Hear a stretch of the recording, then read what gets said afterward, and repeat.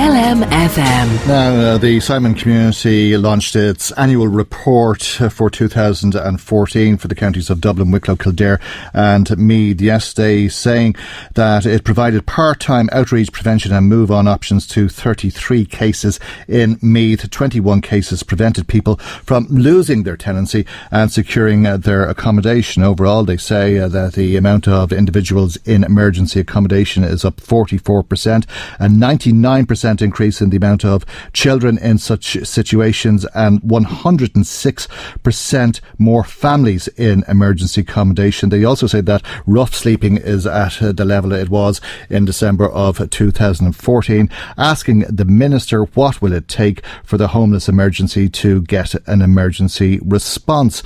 Well, the Minister has responded many times over in the last few weeks. Last night on the Clare Byrne programme, saying that a number of options are being considered by the government, but that action will be taken. That was rejected to some degree by Fianna Fáil's spokesperson on the environment, Barry Cowan, who's on the telephone with us this morning, together with Fine Gael TD for Meath East, Regina Doherty. And thanks to both of you for taking the time to be with us here on the programme this morning. Regina Doherty, I'm sure, like many people, you'll agree there's a problem. How great a problem do you think the situation is today? Well, it's absolutely massive to the people that it's affecting, and I think it's as great as it's ever been. Is it emergency?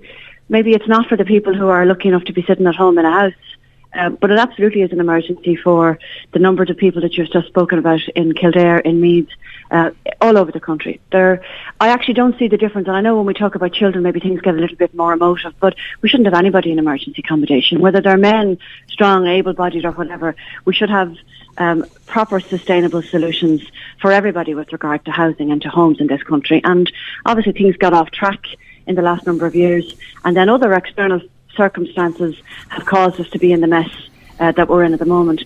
But I don't agree with maybe Barry, when he comes on, I have listened to him in the last couple of days, that there have been no responses. Now, maybe some people might think those responses are not good enough. And I certainly don't feel they're happening fast enough because of the constraints of our planning process and our procurement processes. And I'm very pleased to hear the Minister say last night that he might bring in emergency legislation to get rid of that, because we had a meeting in the Council a couple of weeks ago, and from the time where we decide we want to build something to the time somebody gets the keys and moves in could be at least 12 to 18 months. That's not an emergency.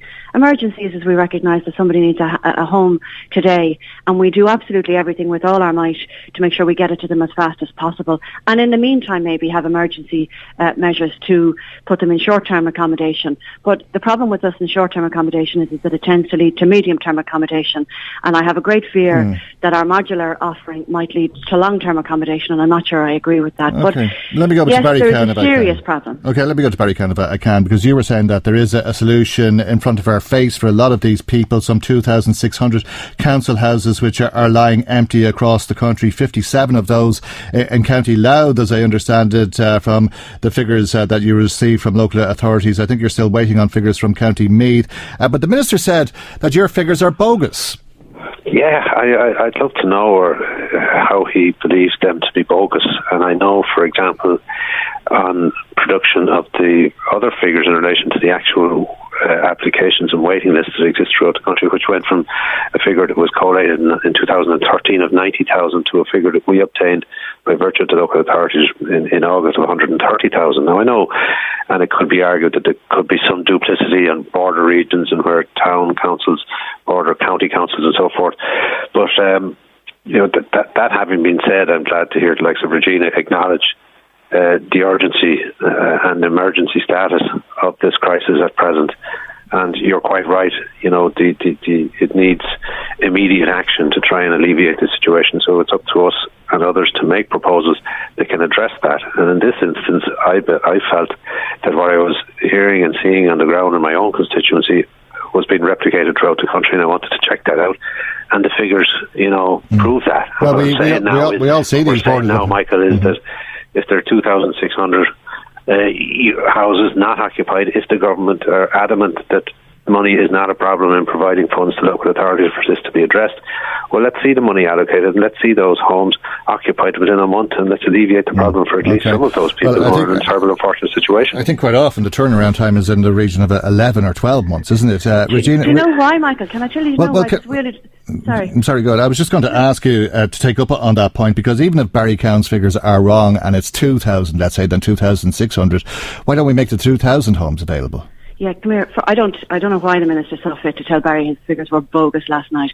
They mightn't be 100% accurate, but none of us ever are. But what is valid about it is that the figures are fluid. Last year, 2,500 vacant houses were left vacant, fixed, remediated and brought back on track. But it is a fluid situation. So for argument's sake, in the month of June, in Meath alone, we refurnished 24 houses and put 24 families in those houses that had been vacant. But during the same period, 20 houses were handed back to us. So it is fluid. But you know what's mad? You do not get money from the Department of the Environment for a void or vacant house until it's vacant for 6 months. What planet is that? Like, that's absolutely mad. Let's get the money to the people immediately. The councils cannot sit on houses for 6 months while we have emergency accommodation or families living in hotels. It's not on. Now, I appreciate yesterday that has changed. But why did that take so long to change? How long does it take for people to recognise that we're paying hundreds of thousands? This year alone in Meath, our bill for emergency accommodation has more than doubled. We had planned to spend 130 grand. We're now up to 300. What part of emergency does that not register with people, that we need sustainable solutions for people, and whatever the blockages are, whoever's fault they are, I don't care. Barry and I want exactly the same thing. We want houses built for people to live in so that they can close their homes. There's one minister responsible, isn't there? Well, no, apparently, according to him last night, there's a couple of people has their hands on the wheel. Oh, yeah. In terms of rent allowance and in terms of blocking his intention to bring rent certainty, there's obviously a divided cabinet. That's our fault, yeah. Yeah, well, apparently so. I'll let Barry Cowan answer that first of all, and then come back to you on it, because it was very clear listening to the minister following on from Michael Noonan's declining to respond to questions from journalists about this, that there is divided opinion between the Minister for Finance and Alan Kelly as Minister for the Environment. Yeah, you're quite right, Michael. There appears to be a breakdown within the Cabinet in relation to the measures that are needed to address this issue. And the point that I was making last night, and I've been making for some weeks, is, irrespective of what policies or what initiatives or what programmes, what announcements and what priorities are in place, irrespective of what they are, they're simply not working. And like many of the stakeholders said last night and before, that despite the commitments that was made in the last February in relation to the emergency and the urgency of the situation, that real and effective emergency measures or even legislation was required to address this issue in the short term, while the plan for the construction of units goes through the procurement and planning stages. That hasn't been done, and whatever they said about doing just is not working. And it's incumbent on collective responsibility on the part of the government, on the part of cabinet members, to bring forward real and effective solutions and initiatives to address this thing in the short term. As I said to you before, it's very disheartening and annoying for me and others to hear that the government are prepared to put money into the replacement, the replenishment of vacant units. Yet when I look for those figures and I see there are 2,600 units vacant, but more to the point, there's over 6 million of a cut in relation to the funding that's been made available to local authorities, irrespective of the time frame that's involved. And I do recognise the point that's been made by Regina, and it's one I've made myself on numerous occasions. It's time to treat this with the urgency and the emergency status it requires. And in doing that, you have to change the rules, change the means, change the communications, and bring forward legislation if necessary on an emergency basis to address the emergency and the urgency of the situation, and review it every 6 months with a view then to see what progress is and made. The Minister said that he may be forced to bring in emergency legislation for these modular homes, but he's not sure that that's necessary. If it is, he will do so. A lot of the time, Minister Kelly, allows you to hear what gets out of one hole with a suggestion until he finds himself in another one. And as Father McFerry said last February, he made a commitment that there would be rent certainty. And here we are, midway through September, and no moves in that regard. All right, Regina Doherty, if Michael Noonan is one of the ministers who has responsibility in this and is part of the problem in bringing about rent certainty, surely another minister, namely Joan Burton, has a bigger responsibility. Actually, do you know what, Michael? They have collective responsibility. That's why they all sit around the same table, and they should all be working towards the same aim. The simple fact of the matter is that there was $4 billion announced in February to build 35,000 houses between now and 2020, right? That is a good plan. We have thousands of people on waiting lists. I don't know whether it's true it's 130 or 97. There's people on the waiting list maybe for a variety of reasons, but we have far more than we should have. And the ultimate aim or the best solution for this problem is to build houses. So we have this $4 billion worth of money to build houses, yet we're not going to see any of those houses for at least 18 months. So let's look at the problems in planning. Let's look at the problems in procurement.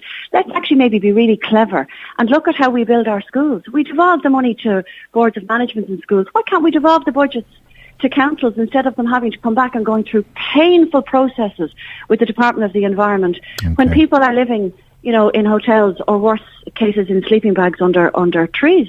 Okay, Let's fix this, and it does revolve collective responsibility. Okay, it's not about Joan Burton being at fault or Alan Kelly being at fault or Barry having a dig at me. Collectively, we're all at fault, perhaps, but as a society. But we leave it there for the moment. I have to go to headlines. Thank you both for joining us here on the programme this morning. Fianna Fáil spokesperson on the environment, Barry Cowan, and Fine Gael TD for Meady's Regina Doherty.